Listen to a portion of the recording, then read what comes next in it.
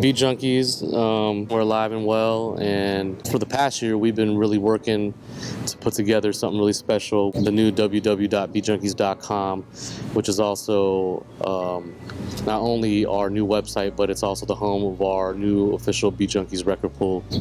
You know, for us being DJs all 20 plus years, you know, doing this, we felt it was time to do something and give back to DJs and for us to kind of sit back and contribute in another way other than just being on the decks and producing. And, you know, this is kind of like the next area that we feel that we wanted to contribute to and try to put our Beat Junkie stamp on, you know.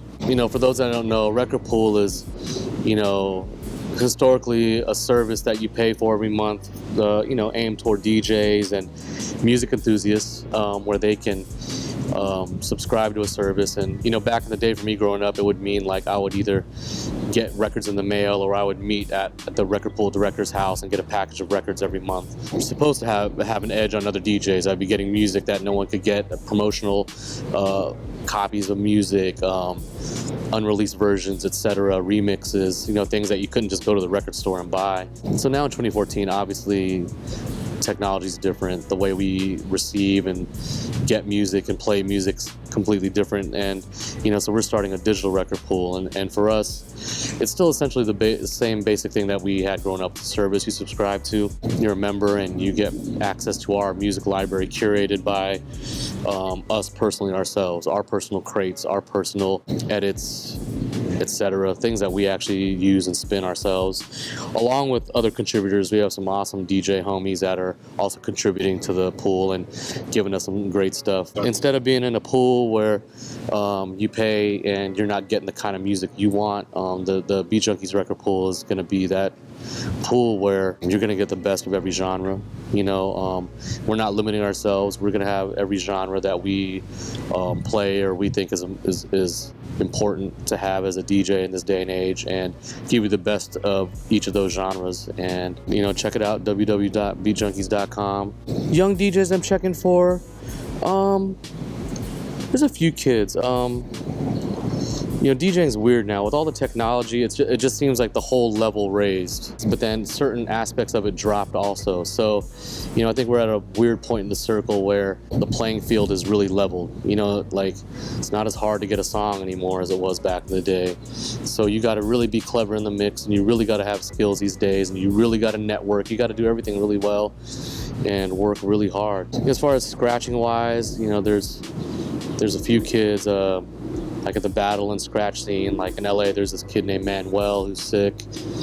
Down in San Diego, there's a crew called Battlestar. There's a few kids in that crew that are just ridiculous, like Rated R. You know, beat-wise, I'm really inspired by hearing new cats like Knowledge and Sam I Am, John Wayne, Drugs. Like, there's, you know, beats, it's crazy, you know. I mean, there's so many dope inspirations out there as far as that goes. But I don't listen too hard, you know. I listen enough to know who's who and what's what, because, you know, I don't like listening to things too hard, and before you know it, you're accidentally being influenced too much by soaking up someone's style a little bit too much. But, you know, I take one good heavy glance at things that catch my ear or eye and appreciate it, and then I kind of just try to move on, you know. Before you know it, it's like, you know, you start morphing into things, you start hearing patterns, you start hearing styles, and, you know, you don't even know where you got it from sometimes. But, you know, like, I try not to dwell on anything too much. First 12-inch I bought was either Malcolm McLaren and the world famous Supreme team, you know, the Buffalo Gals Maxi EP.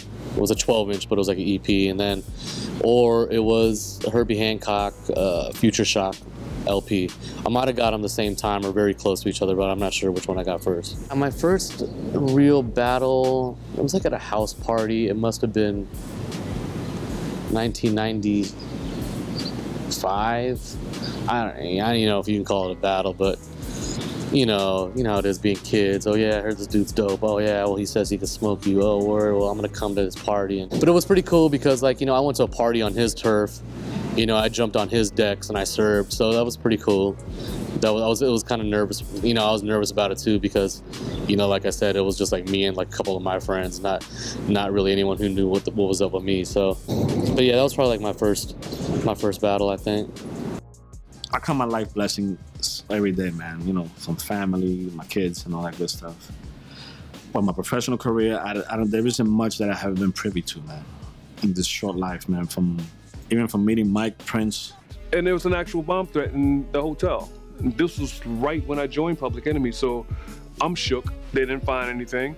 Talking to Chuck, I was like, Chuck, man, did you hear there's a bomb threat in the hotel? He's like, oh, that's nothing, Lord. Remember Flavor in '87, there was a bomb under the stage? Flavor's like, yeah, boy. So we go over to the studio, Broken Complex Studios, and we just smoked out like crazy.